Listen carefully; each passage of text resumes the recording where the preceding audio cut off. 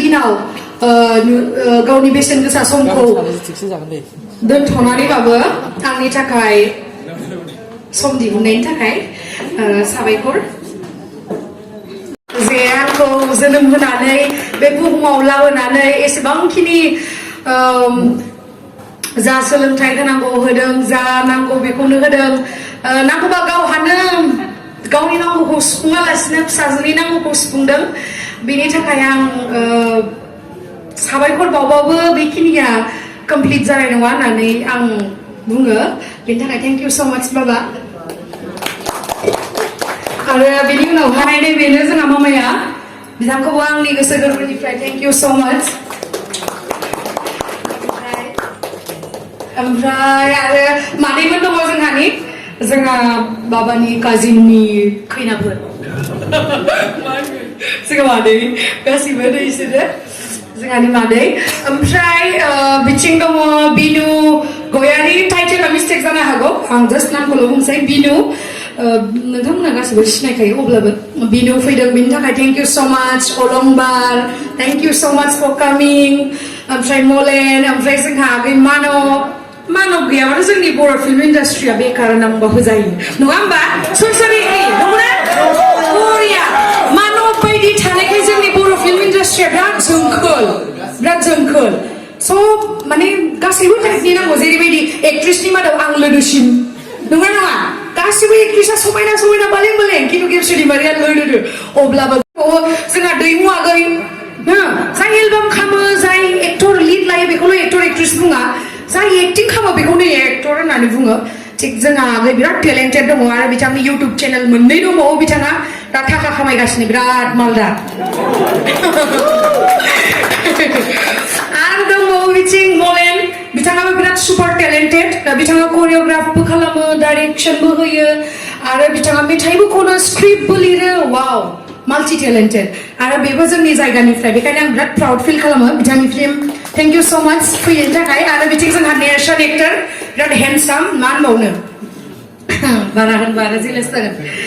ओमफ्राय आरो दंबावो बिथिं मानिसा बिथाङाबो बिराद समायना मा होनबावनो समायनाखौथ' गासिबो नुखायो देसुन ओमफ्राय आरो बिथिं जुहि दंबावो जोंहा आरो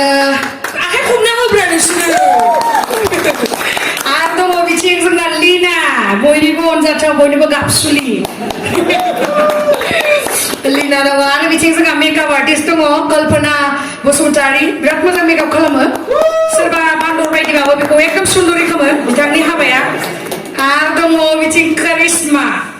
बलिउडआवल' करिश्मा कापुर थानो हायो नामा जोंनि बर' इन्डास्ट्रियाव गैया नामा दङ बिथाङा जाहैबाय करिश्मा नैबे फैदों राइथिं बलिउडनि करिश्मानिबो खम नङा जोंना करिश्माया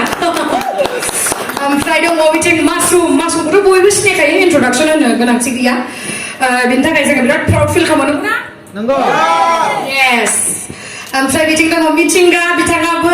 जोंहा आपकामिं मालदार इउटुबार मोननै चेनेल खेवगासिनो दै आरो बेना आपकामिं एलबाम फैगासिनो मा मुं मोनसेया फ्लाप मोफ्लामनाय मोनसेया मलायना गावनि एलबामखौनो बावो फैसा थाखा बारा जाबाय नालाय बावग्रा जाबाय मा एसेबां जारला ओमफ्राय आरो गोदान मोनसे फैगोन अके स' जोङो वेट खालामदों ओमफ्राय दङ बिथिं अनसुमै बिथांनि भइसआ ओरैबायदि गोदै मा होनो गासैबो बर' सावथुन नायगिरि बिथांमोना फाग्ला जाजोबो बरिं नाङा दे आंनि इन्ट्रडाक्सन होगोन ना बरिं नांदों अके अनसुमै बिथांनि गाराङा आं माने गासैनिबो मोनसे पारफेक्सन जा माने पारफेक्ट बुस्थु थायो बेखौ बुंलांगासिनो दै गासिबोथ' पारफेक्टखा अब्लाबो मोनसे स्पेशल होननाय बुस्थु थायोथ' बिथांनि भइसआ बिराद मोजां थेंक इउ होनदों आंखौ थेंक इउ स' माच ओमफ्राय दङ दायो जोंहा आपकामिं एक्टर मिस्टार आर्निस बिथाङा आंनि प्रडाक्सनावबो मावखांबाय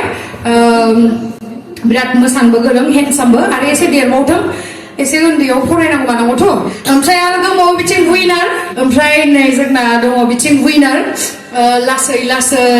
आरो दाख्लै आंनि मिउजिक भिडिअ'आवबो नुखांबाय बिराद मोजां मेथाइ खनो बेखौबो आङो सिगां संसारनि अर मुभियाव लोगो मोनखांबाय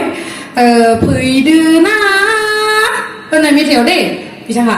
स' नोंथांमोना बैसागुआव सोरबाफोर लिंहरनो गोसोबा लिंहरनो हागोन बिथांखौ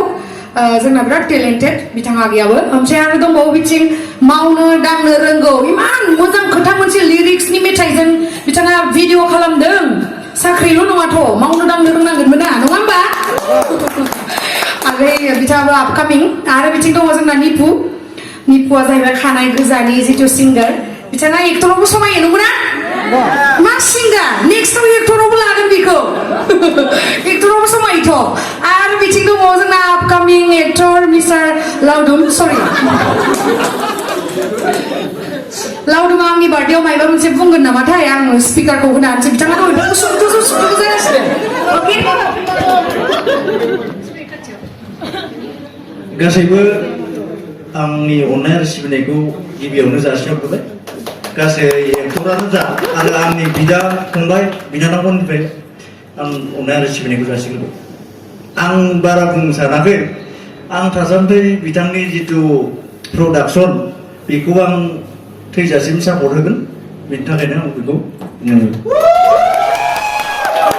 थेंक इउ थांनाय जोनोमफोराव मायबा मोजां खामानि मावदोंमोन खोमा इमान मोजां बिमा बिफा इमान मोजां लोगो इमान मोजां पार्टनार लोगो मोनबोदों बेनि थाखायनो आं बिराद माने इसोरखौ गोसो गोरबोनिफ्राय साबायखर बावहरो स' नोंथांमोनखौ बयखौबो आंनि गोसो गोरबोनिफ्राय थेंक इउ स' माच फैनायनि थाखाय ओमफ्राय जोंना एसे एडजास्ट खालामनो गोनां जादों जायगाया मानो होनोबा गोजौआवबो बाहेरावबो नालाय दा माखासेखौल' बोरै गोजौआव दोनहैनो नङा होमबा जों इसेबां मोजां न'खर मोनसेनि बायदि इन्जय खालामनायाव बेखायनो थुब्लि माब्लिबाबो बेयावनो जहोदों गोजौआवबो जायगा थाब्लाबो एसे एडजास्ट खालामदो आरोना नोंथांमोना थेंक इउ